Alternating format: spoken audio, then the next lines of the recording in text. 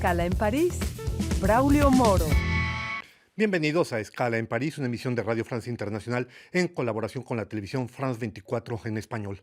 América Latina y el Caribe es la región más afectada del mundo por el impacto del coronavirus. Pese al inicio de un modesto proceso de recuperación, para avanzar hacia una nueva etapa de desarrollo es indispensable crear un nuevo contrato social. Esa es la principal conclusión del informe Perspectivas Económicas de América Latina 2021, elaborada por el Centro de Desarrollo del OCDE, la Comisión Económica para América Latina, CEPAL, y el CAF, Banco de Desarrollo de América Latina, con el apoyo de la Comisión Europea. Para hablar de la situación del subcontinente y de sus desafíos, saludamos a Sebastián Nieto, jefe de la Unidad América Latina y el Caribe del Centro de Desarrollo de la OCDE, Organización para la Cooperación y el Desarrollo Económico. Bienvenido, Sebastián. Muchas gracias, Braulio. Un placer tenerlo con nosotros. El informe que ustedes presentan habla de una situación bastante crítica de lo que se está viviendo en América Latina. Es como si tuviéramos frente a nosotros un cuerpo y un enfermo que se ha visto todavía más debilitado por causa de la COVID. Efectivamente, la crisis del COVID ha afectado a América Latina más que otras regiones del mundo. Estamos hablando de un retroceso en los niveles de PIB per cápita, donde solamente esperamos hasta 2023-2024 llegar a los niveles que teníamos antes de la pandemia y donde estamos hablando de más de 20 millones de personas que han caído en la pobreza. Entonces, un retroceso a nivel de ingresos, pero también a nivel social. Ha sido un choque asimétrico afectando sobre todo a las poblaciones más vulnerables. El informe que ustedes han elaborado lleva por título Avanzando juntos hacia una mejor recuperación. No obstante, ustedes plantean una serie de vulnerabilidades que existen, vulnerabilidades de carácter estructural, baja productividad, problemas de riesgo con el cambio climático, problemas de bajos salarios, aumento de pobreza, de las desigualdades. Sí, primero el título, ¿por qué avanzando juntos? Avanzando juntos a nivel internacional, y es importante, como lo mencionabas, que es un informe en conjunto de diferentes organismos. La Unión Europea, la CAF, Banco de Desarrollo de América Latina, la CEPAL, la Comisión Económica para América Latina y el Caribe de las Naciones Unidas y, por supuesto, la OCDE. Ir juntos es necesario en esta agenda que pensamos tiene que ser multilateral para responder a la crisis. Y segundo, también juntos a nivel nacional, buscando acuerdos importantes para una agenda muy complicada, porque necesitamos mejorar el crecimiento inclusivo en América Latina, donde sin duda alguna pues estamos viendo una recuperación leve este año, pero todavía no estamos llegando a los niveles prepandemia y para lo cual se necesita una agenda totalmente multidimensional, teniendo en cuenta una estrategia productiva de generación de empleo, también cómo buscamos mejores sistemas de protección social y finalmente cómo el aparato fiscal puede ayudar a generar el empleo que se quiere y la competitividad inclusiva que necesita América Latina. Usted hace referencia precisamente a todos estos organismos, agencias que han participado en la elaboración de este LEO 2021, LEO por sus siglas en inglés. No obstante, no es la primera vez que tanto la OCDE como los otros organismos hacen recomendaciones de carácter radical respecto a América Latina para que haya vamos a llamarle, un golpe de timón, una reconversión, una nueva política. ¿Qué es lo que bloquea precisamente la aplicación de políticas más orientadas hacia el desarrollo en América Latina, Sebastián Nieto? Bueno, en varios países de América Latina se ha visto desde el Ejecutivo unas muy buenas intenciones, pero donde hay que tener en cuenta la economía política, de cómo se va al Congreso, cómo este Congreso está polarizado muchas veces y donde también hay una captura del Estado donde afecta precisamente pasar esas reformas que son necesarias. Insistimos mucho en el informe, hay todo un capítulo sobre la economía política de la reforma y cómo, por ejemplo, algunos grupos lobistas, en algunos casos, impiden pasar esas reformas que, como digo, en muchos países existe la buena intención del Ejecutivo, pero se atraviesan diferentes etapas en las cuales son muy difíciles de llevar a cabo. ¿Es lo que ustedes llaman la debilidad institucional? ¿Sería eso? Hay una debilidad institucional, estamos hablando de una trampa institucional en América Latina, donde sin duda alguna necesitamos generar mayor credibilidad, unos estados también más inclusivos, donde también tiene que llevarse a mayor innovación, cómo nos acercamos más a la ciudadanía y donde estamos hablando no solamente del Ejecutivo, sino del aparato institucional que está detrás de las reformas de un país. Hay una cosa que llamó mucho mi atención, porque claro, ustedes lo que plantean como propuesta para ir hacia adelante es avanzar hacia un nuevo contrato social. Urge aplicar esto. Pero hay un tema que creo que vale la pena detenernos y es el tema de la educación, precisamente. Y una de las cuestiones que resalta de este informe de perspectivas económicas es que durante el periodo de la pandemia, América Latina es el continente, el subcontinente que más paró las clases de todo el mundo. 70% más que respecto a los países de América Latina. Esto trae consecuencias a todos los niveles, por la falta de conectividad, por la pobreza en las mujeres. O sea, es verdaderamente preocupante esta situación.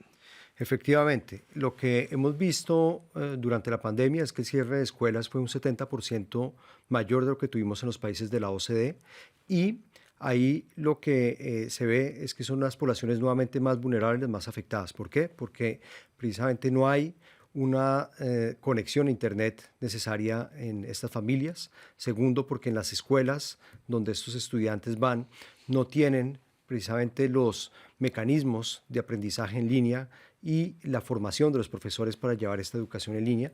Entonces nos cogió totalmente desamparados, en particular a esas poblaciones, la educación virtual. Ahí es donde es un reto fundamental. ¿Cómo? Hay unos apoyos y una asistencia que se tiene que llevar a cabo, no solamente en el corto plazo, pero en el mediano plazo, a estas familias para recobrar los años perdidos que vamos a tener de educación, porque el impacto que vamos a ver en calidad de la educación en América Latina va a ser sin precedentes. Sebastián, en este contexto preocupante de lo que está sucediendo en el conjunto de la región, ¿qué país se puede decir que está haciendo bien las cosas, evolucionando hacia lo que podríamos llamar una perspectiva precisamente de ese contrato social, nuevo contrato social, porque ustedes plantean una serie de recomendaciones? Bueno, hay diferentes acciones positivas que se tomaron durante la pandemia y esto hay que reconocerlo a varios estados de América Latina que, por ejemplo, actuaron de una forma rápida, cubriendo a las poblaciones que no tenían ningún tipo de asistencia social o tampoco de protección social. Estoy hablando sobre todo de las poblaciones vulnerables. Y ahí tenemos ejemplos concretos como los auxilios de emergencia que tuvimos en Argentina o Chile, también la política de ingreso solidario en Colombia o el bono familiar universal en Perú. Son medidas muy bienvenidas donde se vio precisamente cómo se puede cooperar con el sector privado. Es lo que se podría llamar, perdón, políticas contracíclicas en cierta medida o no necesariamente. Fueron políticas contracíclicas en el sentido que fueron unas ayudas monetarias a estas poblaciones vulnerables donde hubo una caída importante de los ingresos porque son por definición vulnerables e informales. Y también tuvimos algunas agendas que se han ido más hacia tendencias globales como la digital o la verde. En el caso de Costa Rica, la verde, digital en el caso de Uruguay o Colombia, que también son bienvenidas. Son elementos de políticas muy importantes dentro del contrato social, pero también es el proceso, como en el caso de Chile con la nueva constitución. Ahora bien, dentro de este nuevo contrato, dentro de estos países que usted dice pudieron hacer algunas propuestas puntuales, ¿no? Hablan ustedes también, para avanzar en la consolidación de ese contrato social, de lo que le llaman desarrollo en transición, un concepto que fue acuñado durante el informe Perspectivas Económicas del 2019. Yo recuerdo que estamos ya en el 14º informe de perspectivas de la región. ¿Qué es esto precisamente de desarrollo en transición de manera muy resumida, Sebastián? Muy resumida, desarrollo en transición. Lo que insistimos mucho es que tenemos que ir más allá del PIB. Tenemos que pensar... Producto Interno Bruto. Exacto. Tenemos que ir más allá de los ingresos, pensar en que el bienestar de los ciudadanos necesita un enfoque multidimensional, donde por supuesto están los ingresos, pero también están las políticas educativas, de salud, también todo lo relacionado con el medio ambiente, cómo nos acercamos más a las instituciones. Ese enfoque multidimensional es fundamental, donde al final de cuentas nuestra variable objetivo de política pública debe ser el bienestar de los ciudadanos. Para esto, dentro del enfoque de desarrollo en transición, insistimos también en qué forma necesitamos una cooperación reforzada, una cooperación más aterrizada de diálogos de pares, de intercambio de transferencias, de intercambio de conocimiento entre los países. Lo que hemos visto con la pandemia es que precisamente las trampas de desarrollo para ese enfoque multidimensional que tenemos que responder se han ido agudizando. Por el lado de la productividad, sobre todo las empresas más pequeñas, las medianas y pequeñas empresas han sido afectadas. Por el lado social, hemos visto, ya lo habíamos hablado, un aumento de la pobreza, pero también de las desigualdades. Y por el lado institucional, pues hemos visto también que la confianza sobre los servicios públicos, como puede ser en la educación, ha caído. También, en forma general, la confianza sobre los gobiernos, donde solamente el 40% de los ciudadanos en América Latina confían en sus gobiernos. Ciertamente, y el informe al que estamos haciendo referencia dedica varios capítulos precisamente a esta situación, a las protestas sociales que ha habido a lo largo del continente en el 2019, notablemente por ese descontento de la población, falta de confianza en los gobiernos. Pero hay un tema en el que me quisiera yo detener también, Sebastián, y tiene que ver con un problema que afecta al conjunto de la humanidad, pero que ya se siente en América Latina, lo del cambio climático. Ya este terreno, ustedes plantean 3 elementos que me parece que son importantes. Es precisamente, se espera que para el 2030, por razón del cambio climático, haya 5 millones más de desplazados al interior del subcontinente latinoamericano. ¿Plantean ustedes una transición verde, más ecológica, un crecimiento con nuevas tecnologías? ¿Nos puede de manera resumida precisar algunos de estos elementos al que va a estar enfrentado el conjunto de la población latinoamericana?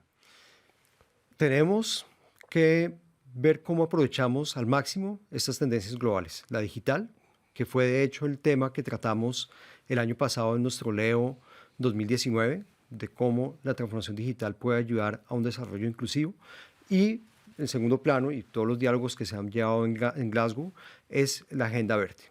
Ahí tenemos que saber cuál es la estrategia necesaria para generar el empleo que necesita América Latina. Entonces, ¿cómo compaginamos estas tendencias globales con las necesidades locales? Necesidades locales que, insisto nuevamente, una América Latina de más del 50% informal necesita generar los empleos. Entonces, frente a eso, lo que insistimos mucho en el informe es la estrategia productiva que necesita América Latina tiene que estar basada, primero, sobre una mejor integración regional. Ya hablamos de algunos sectores específicos, como el automotriz, el farmacéutico. Y segundo, teniendo en cuenta cómo la agenda verde puede generar empleo y la digital, que si no se hace nada, perdemos 20% de los empleos. Necesitamos entonces tener una estructura bien definida de apoyar a los trabajadores y no defender simplemente los puestos de trabajo. Pues ya lo ven ustedes, los desafíos para el continente son enormes para avanzar hacia una etapa de desarrollo, no solo de crecimiento. Llegamos ya al final de esta escala en París. No me queda sino agradecer a Sebastián Nieto, jefe de la Unidad para América Latina y el Caribe de la OCDE, su presencia en esta escala. Gracias, Sebastián, por habernos acompañado. A ustedes les damos una nueva cita aquí la próxima semana en otra escala en París.